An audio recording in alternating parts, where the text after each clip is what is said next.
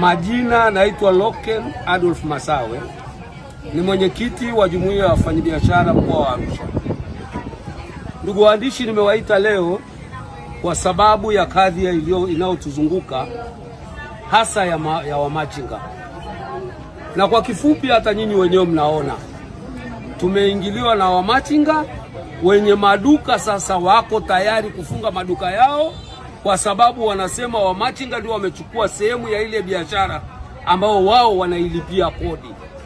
Na wamesema kipindi hiki ndio cha kulipa kodi ya serikali, lakini kipindi kimekuwa kigumu sana kwa sababu hawana nafasi ya kuuza kile walichonacho. Kama ana kiatu ndani, utakuta machinga ana kiatu nje. Kama ana miziki ndani, atakuta machinga anayo na nje anauza. Kwa hiyo tunasema na tunarudia tena, na wamekuwa wakilalamika wakisema kwamba waziri mkuu amewaruhusu. Sio kweli. Waziri mkuu alisema wasibugudhiwe, warudishwe kwenye maeneo yao, na sisi tunatamka waziwazi, tunasema warudishwe kwenye maeneo yao. Sasa tangu mwezi wa 8 mwaka jana wako wanatuzunguka kwenye maduka yetu, tumenyamaza, lakini tunaona wanaendelea. Sasa tunataka serikali ya mkoa iingilie hii jambo kwa undani. Tumefanya vikao vingi, lakini tunaona hawajali. Sasa tumefika mahali mwisho.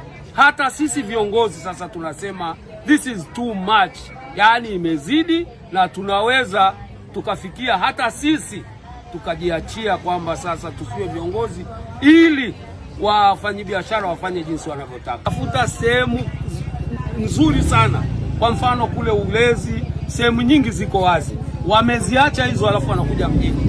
Sasa na sisi hatuko tayari kuendelea kusubiri wao waje mjini wakati serikali imewapatia maeneo.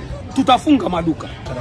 Unawaathiri kwa sababu yale ambayo yako ndani, kwa mfano shati, mwenye duka kwa sababu analipa kodi, analipa leseni, analipa na ruzuku zote, anauza shilingi labda 20,000. Huku machinga halipi chochote, anauza shilingi 10,000. Sasa unategemea kwamba huyu mtu ataenda huko ndani akanunua shati? Majina naitwa Ahmed Nur Jamal, ni mfanyabiashara wa jiji la Arusha, pia ni katibu wa wafanyabiashara mkoa wa Arusha. Ndugu waandishi wa habari, tumewaita hapa leo ili kueleza kero yetu.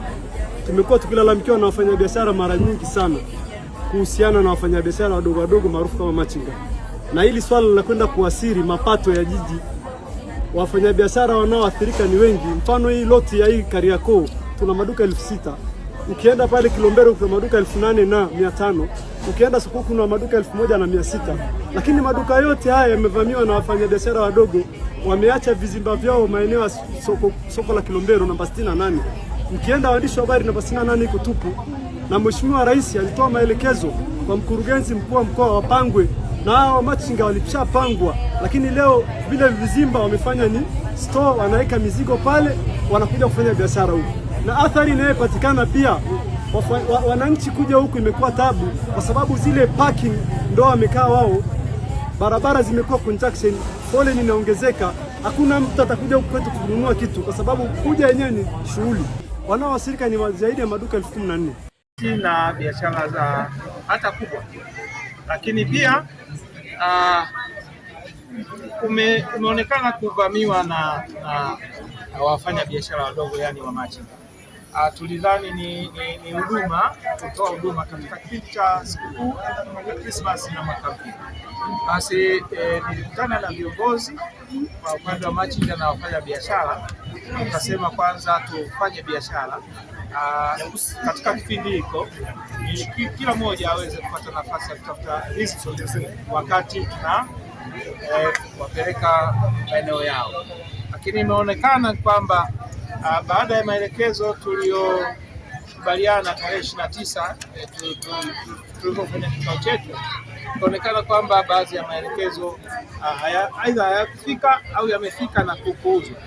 Kwa hiyo nimesimama hapa kutoa wito kwamba tulishakubaliana na viongozi wa pande zote, wafanya biashara, wakati wakubwa pamoja na wamachinga, kwamba kila mmoja arudi sehemu yake aliyopangiwa ya kufanya biashara. Sehemu hizo zipo kwa Arusha, bado hatujaona tatizo la sehemu za kufanya biashara kwa machinga. Kuna sehemu ambazo tayari tumekisha zijenga vizuri kama vile soko namba 68 pale Kilombero, lakini pia tunafanya maboresho ya soko letu kwa kujenga upya soko letu la Kilombero. Yote ile ni nafasi za wafanya biashara wadogo, lakini pia kuna soko la Ulezi inaweza kutumika pia kama wafanya biashara wadogo na maeneo mengine mengi. Sasa eneo hili ni kwa ajili ya wenzetu wafanya biashara ambao tayari wako kwenye maduka, tayari wana utaratibu wao mzuri na uongozi wao mzuri. Kwa hiyo hatuna sababu ya sisi wana Arusha hususan wafanya biashara ndogo, yani machinga, kufanya biashara katika maeneo haya, na isitoshe hatufanyi kwenye vyumba vilivyopangwa au vinavyotambulika, tunapanga bidhaa zetu barabarani. Sasa hii inatusababishia tuwe na msongamano mkubwa mara nyingine, lakini pia hata uhalifu mwingine ukafanyika. Lakini kikubwa zaidi ni kuziba au kuziziba biashara za wenzetu ambao tayari wako kwenye level ya kufanya biashara zao kubwa au za kati. Kwa hiyo katika kipindi hiki mimi niwaombe, tutatangaziana vizuri, tutatoa matangazo katika muda wa siku 3 kuondoka vizuri, kupisha na kwenda kwenye maeneo ambayo tayari tumepangiwa. Kama kuna mfanya biashara mpya au ametoka sehemu nyingine amekuja hapa, tafadhali afike kwenye mamlaka ya halmashauri ya jiji, tumwelekeze mahali pa kwenda kufanya biashara yake. Kwa hiyo hata hizi biashara zenyewe nazo tumezigawa katika maeneo. Wako wafanya biashara ndogo ambao wanauza matunda, wana sehemu yao, lakini wafanya biashara ndogo ambao wanauza bidhaa za nguo wako kwenye maeneo yao, lakini wanaofanya mboga mboga wako kwenye maeneo yao. Sasa hatuwezi tukawa katika mtaa huu mmoja tunazidiana riziki wakati tulishapangana vizuri.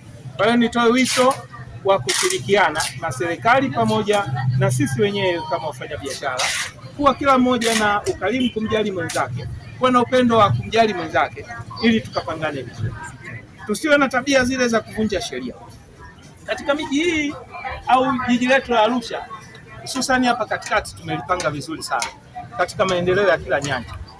Ingawa tuna maendelezo mengine ya stendi ya mabasi kule Muriet tunaijenga kule, lakini pia hii stendi tutapisha kwa wakati utakapofikia, ili kupunguza msongamano katika jiji, na tusiwe na tabia kuvunja sheria kama hizi tunazozifanya sisi wafanya biashara, lakini pia hata wenzetu wanaofanya parking.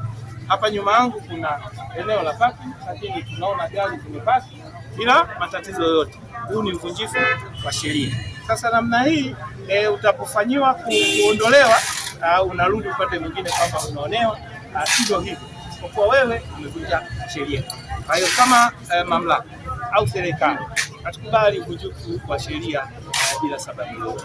Kwa hiyo utakapovunja sheria tutachukua hatua. Asante sana.